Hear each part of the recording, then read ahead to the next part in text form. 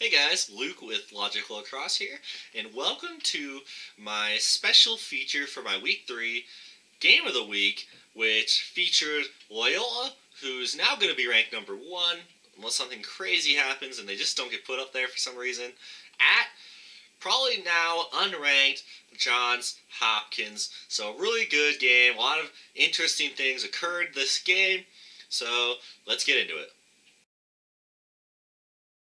So first I'm going to get a little into the stats and my player of the game, and then I'm going to kind of give you guys the whole game rundown, game story. So we'll start with the score, of course. Loyola takes this game 18-12, probably closer than it should have been. So you got to give Hopkins some credit there, but they were definitely overmatched by Loyola. Loyola was way better overall, but this happened in front of 4,630 people, so great attendance. Definitely great attendance. Stoked to see that number at a lacrosse game, but shots really even actually 42-41 in favor of the Greyhounds. Only 13 turnovers for Loyola, whereas Johns Hopkins had 16, so not horrible in turnovers for either team. Ground balls 31-28 in favor of Loyola. Both teams 1 for 3 on the man up, so not horrible but not amazing either. And I think there was a really chippy game. It really started when I think it was Kyle Marr that did it. The Loyola was clearing, the short stick midfielder passed it up, took like a couple steps, and then a midfielder for Hopkins came and blindsided him and knocked his helmet off. Total cheap shot, honestly. I'm all for big hits, but I mean, come on, the guy clearly moved the ball. The Hopkins player definitely knew he got rid of the ball. I mean, come on, that's ridiculous. There's kind of a big scrum after that, attackman clearing. So, yeah, 6 penalty minutes for Hopkins. They got some extra because the coaches were yelling at the refs. Coaches were honestly being a little bit of babies. In my opinion, they just kept whining. It was kind of like, guys, come on, you guys are getting your butts kicked. If you hate this happening so much, then go score some more. That's just kind of my philosophy, though, on that.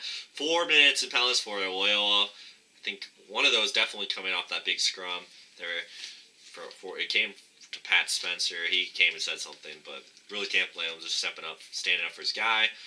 But I think the big story of the game was Loyola came out fast for both halves. Hopkins actually played really well in the second and fourth quarters, but Loyola took the first and third, which really made the difference. Loyola wins 6-3 in the first and 7-3 in the third. So they just had massive scoring breaks in those 2 quarters, and Hopkins really, they would do well, or at least keep it tied in the other 2, but they couldn't get a massive run. But players of the game, start with Loyola. Who else is going to be besides Pat Spencer? He had one of the best goals of the year.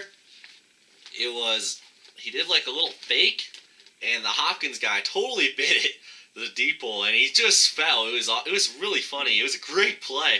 He just totally fell on his butt. And then Spencer just kind of posted up, kind of like a free throw shooter, and he just ripped it and hit it in the top left corner. And he made it look pretty easy, but that was not an easy shot. So it was at least 12, 13 yards out on the goalie's left side. So really, he was a monster player. 3 goals, 4 assists. His assists are almost more impressive than his goals. And Chase Scanlon, who's definitely showed he's the other guy on offense. He had 4 goals, 2 assists, and I heard he's a freshman. So a great game for those 2 guys. Hopkins did have some good players. Joey Epstein, he was the number 1 recruit coming in to this cycle, and he's definitely lived up to it so far. Definitely a young season still, but he had 3 goals, 3 assists. Really one of their better players on that roster, at least in that game. So congrats to him. And Kyle Marr, who's really supposed to be the anchor of this team, he had 5 goals, 1 assist, so he played well as well. So the stars of both teams did play well, but Loyola definitely had more talent and was better overall, better coached, to be honest. Nothing against Petramala, he's a great guy, but I mean, Loyola definitely outcoached him.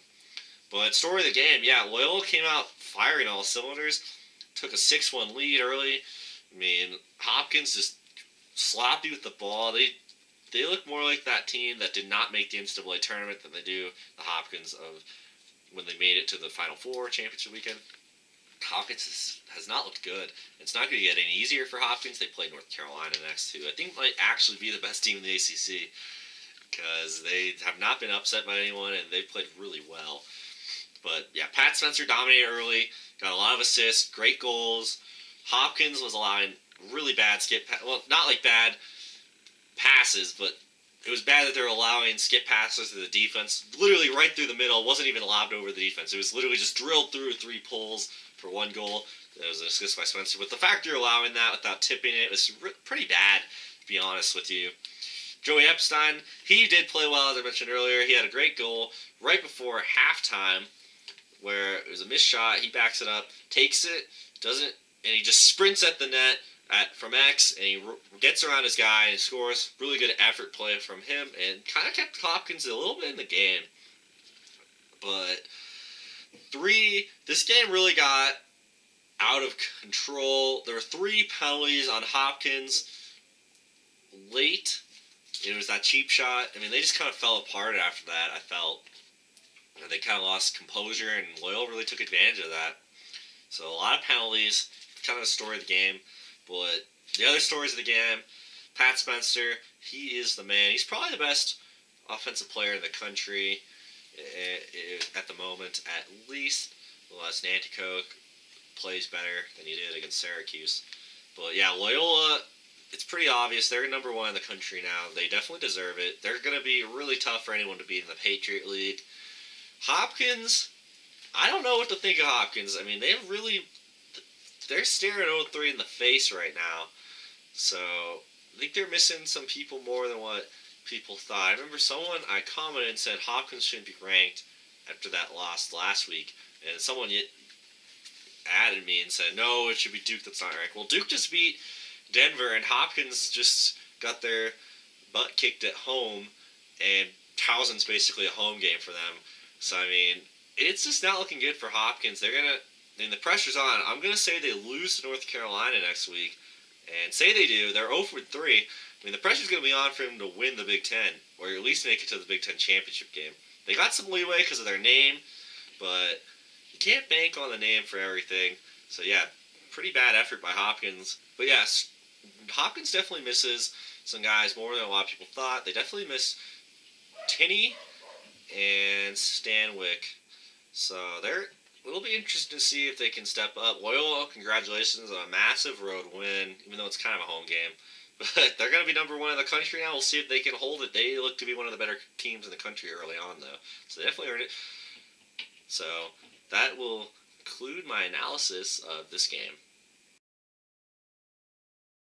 So guys, thank you so much for watching. As I just said, that'll do it for this special feature on my Week 3 Game of the Week. Thank you again for watching. If you enjoyed this, please leave a like and subscribe. I'll be sure to give more weekly features to one of my better games, one of the better matchups of the week.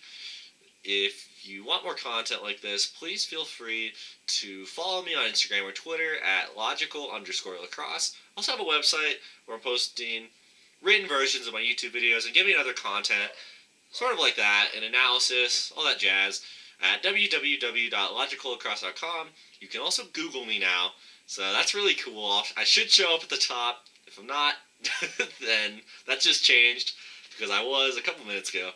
So, again, thank you so much for watching. I really hope you enjoyed this video, got something out of it.